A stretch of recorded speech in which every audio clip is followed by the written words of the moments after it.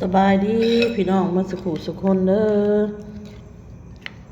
หลังจากปีนห่านมาแล้วก็ไปซื้อข้าวต้มมากินสดร้อนๆพี่น้องเอ้ยอากาศมันหนาวกินแบบนี้แหละพี่น้อง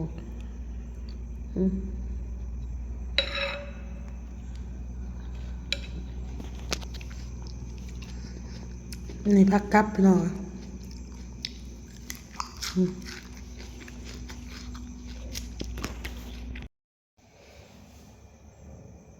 สบายดีพี่น้องมาสุขุสุขคนกินข้าวต้มพี่น้องเอ้ย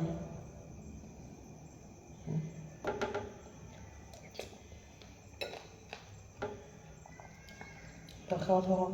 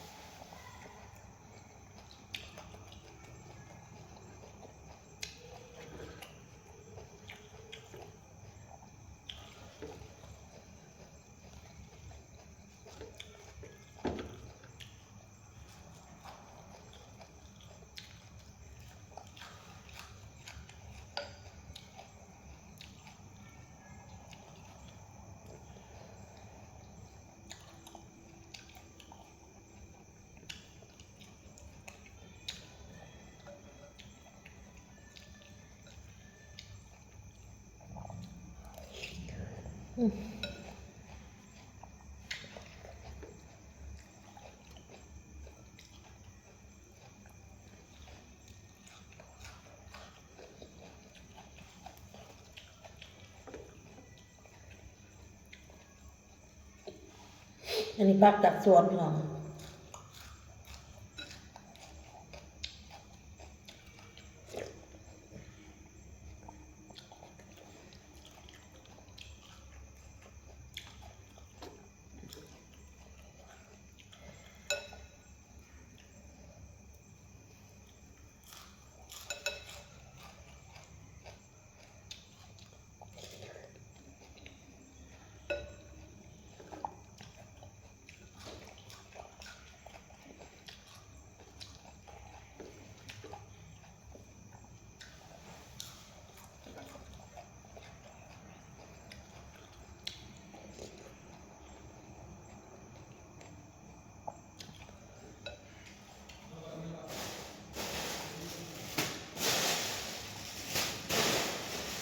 เมื่อเช้าเราลืมเอาอาหารพี่น้องของเพชร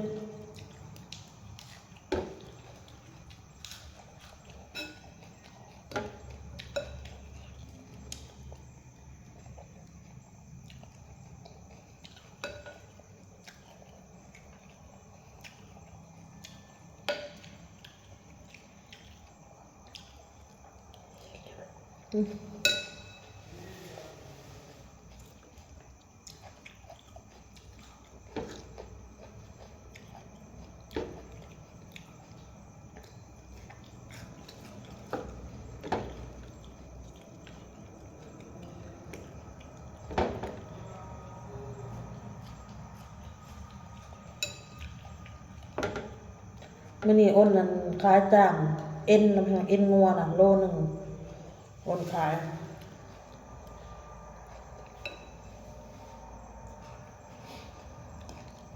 มัดเป็นงัวซื้อลูกชิ้นมาขายลูกชิ้นบ่หมดไปหน่อยครึ่งโลยังบ่หมด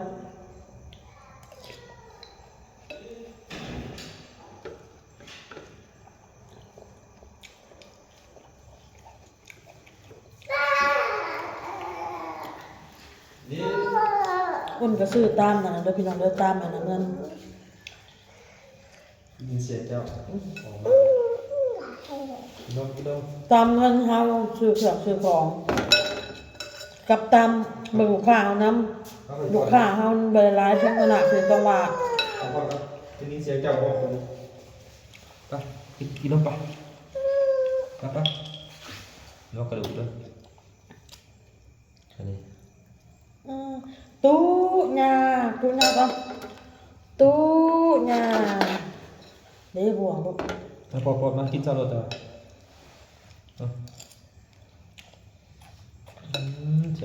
จับนี้บ่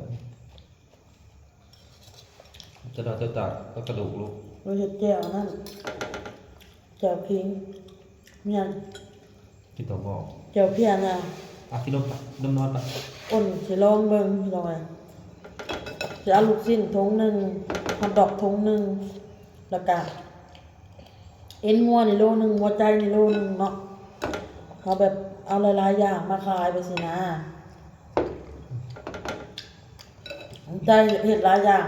เอาตีนไก่นะปีกไก่นะแล้วก็เอาปิ้งหมูแน่เนาะ ผมมีกระดูกบ่ หนึ่งอ้นบ่มีผู้สวย ใช่ อ้นต้องได้เฮ็ดเองหมดทุกอย่างมาพี่น้องเนาะสองข่อยมีลูกน้อยข่อยยากลูกแน่บัดนี้ ใช่ นั่นแหละก็จังหวัดคือ FC อัน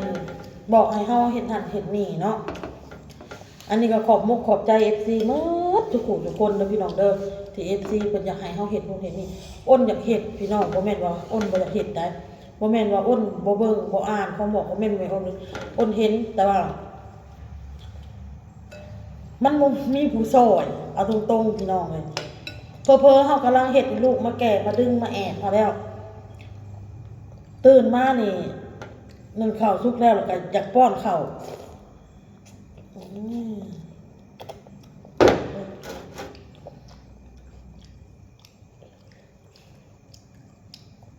เดี๋ยวก็ห้าแล้วเด้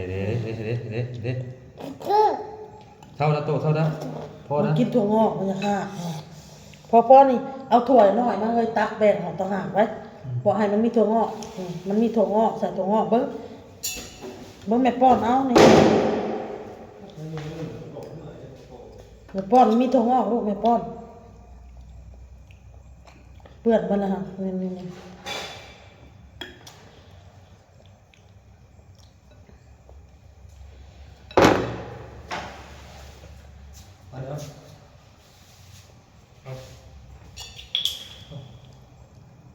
แล้วกระดูกด้วยกระดูกเลย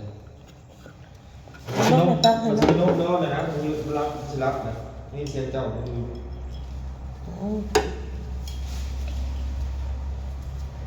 มันมีถั่วงอกขึ้นมานั่นจากนั้นแล้วแงะถั่วงอกออกมาเนาะคือว่าแล้วคิดว่าสิบออกมาเลย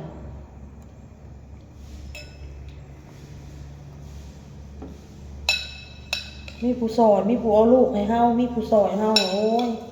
ก็อยากเห็นหลายๆอย่างพี่น้องคือบ่เต้เราบ่ได้ไปการเราอยู่นี่แม่นอยู่บ่เต้เราสวดเราซอยกันเฮาต้องมีแรงมีงานเหมือนเฮาต้องมีกับข้าวกับน้ำบางที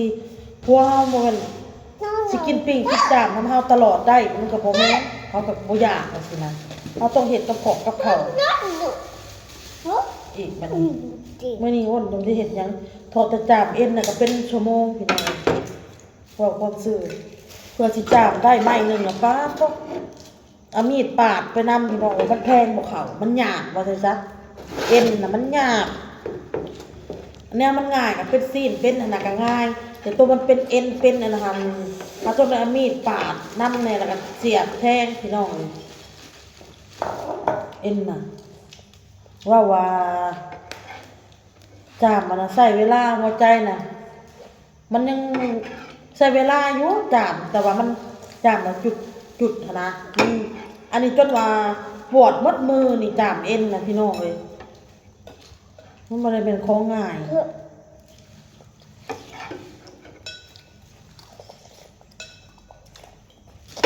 นี่เลยฟังเพื่อนนี่เลยมาสอน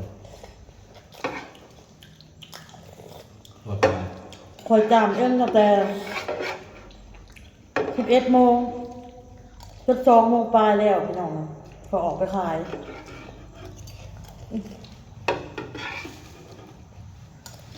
เอ็นโลเดียว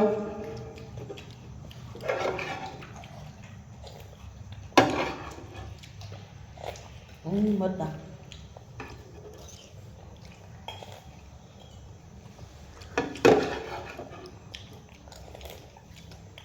มันโมเมนต์เราเขาผิดพลาดมันโมเมนต์เราเขาเบียดเห็ด แต่มือใดเฮาเมื่อยเฮาก็เฮ็ดจำแห้งเฮาบ่แม่นว่ามือตัวเองเมื่อยนั่นน่ะก็คลายนี่คลายก็คือสิบเนาะ เอามื้อนี้เมื่อยก็เอาอันนี้มาคลายมื้อนี้คลายจับเอ็นคลายเอ็นคลายลูกชิ้นมื้อนี้เอาคลายเท่านี้เนาะพี่น้องเนาะตามกำลังเฮานี่นะพี่น้อง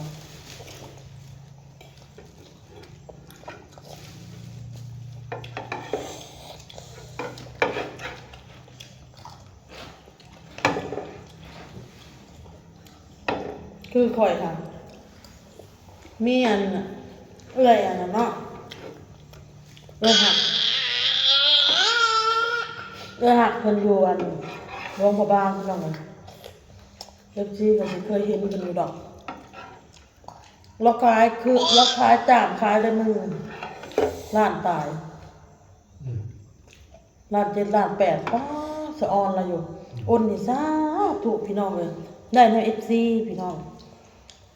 ย้อนผู้รักผู้ใหญ่เพิ่นสนับสนุนย้อน FC เพิ่นพี่น้องเลยได้ขายย้อน FC คือเมื่อวานเนี่ยคันพี่เลี้ยงบ่อุดหนุนแห่งบ่ได้ขายเลยเนาะพี่น้องเนาะคันเว้าบ่ได้ขายได้เงิน100 กว่าบาทตีเงินลาวไปเป็นเงินไทยคือได้ขายขอนั้นได้เงิน100 กว่าบาทได้เงิน100,000กับ 8,000 กีบพี่น้องเอ้ย100,000กับ 8,000 กีบถือว่าเป็นเงิน100 กว่าบาทเนาะพี่น้องเนาะตีเป็นเงินไทยอะนะแล้วก็เลยพี่เลี้ยงมันมาอุดหนุนเมื่อวานค่ะ300ก็เลยได้ขายนำให้พี่เลี้ยงได้ขายนำผู้รักผู้ใหญ่ขายนั้น FC เพิ่นสนับสนุนพี่น้องเลยพอแต่คนผ่านไปผ่านมาได้ขายบ่ได้ขาย 10,000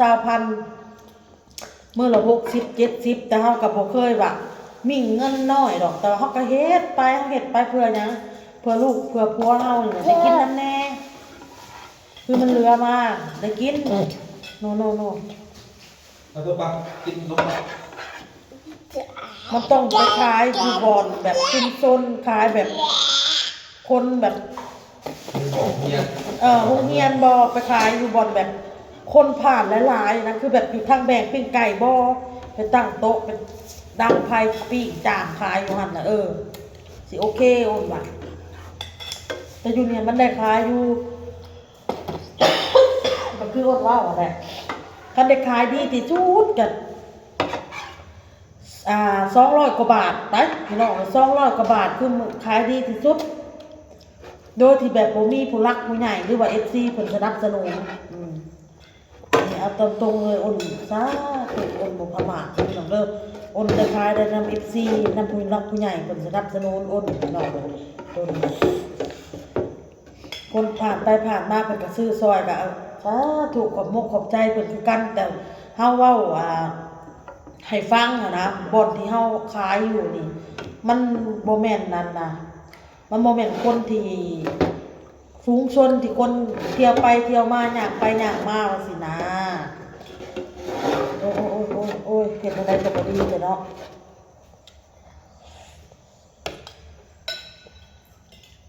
เฮาบ่ได้ขายดีบ่ได้ขายคนบ่ได้หลายถึงขนาดนั้นอันนี้ผู้รักผู้ใหญ่เพิ่นให้กำลังใจเฮาเพิ่นอยากให้เฮามีกำลังใจอันค้าขายนะบ่ให้เฮาท้อเฮาถอยย่านว่าลงทุนมาขายเครื่องขายของกะบ่มีผู้ซื้อบ่หยังได้ขายแต่ซ้ำนี้โอ้ยท่านนะพี่น้องเอ้ย3 มื้อต่อสอบหนึ่งบางทีบ่ฮอด3 มื้อซ้ำได้แต่2 มื้อแล้วก็มื้อที่3น่ะดังหมดแหละเฮาได้ออกเอามาต่อตื่นอีกบัดนี้ท่านน่ะคืออะไร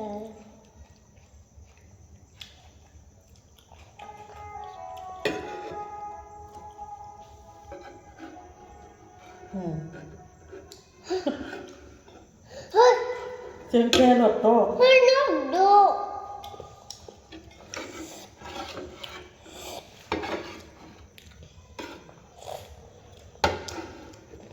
เราเห็นหลายอย่างแบบมันมีแนวเลือกเนาะเลือกหลายไปนี่มันนี่มันแบบคล้ายไปได้ดีพี่น้องมันก็เรือมาอยู่อาญะได้พี่น้องเลยแต่เราเห็นป้าจังแล้วว่าอนาคตเราพี่น้องเนาะเอา เอาเห็ดไปเรื่อยๆขายไปเรื่อยๆเอามีลูกค้าไปเนี่ยถ้ามีลูกค้าร้ายขึ้น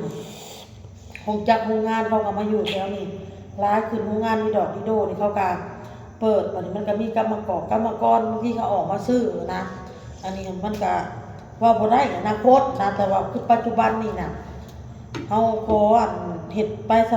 ำเขาเห็ดได้ประชากรกับถึงมานี่ก็เขาก็ยากลูกยากเต้าเอาไปเนาะยากห่วงตาขาดราคาก็ห่วงแต่ลูกยันออกทาง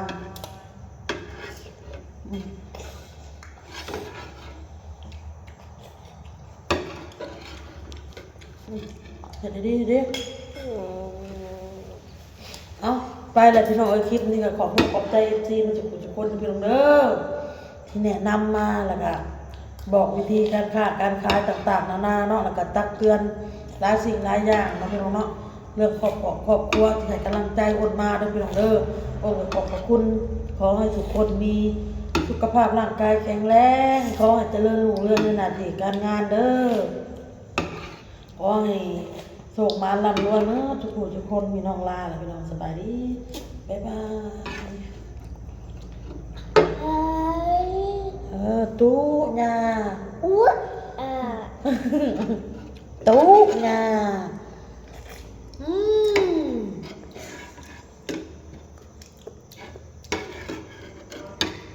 ตู้ญา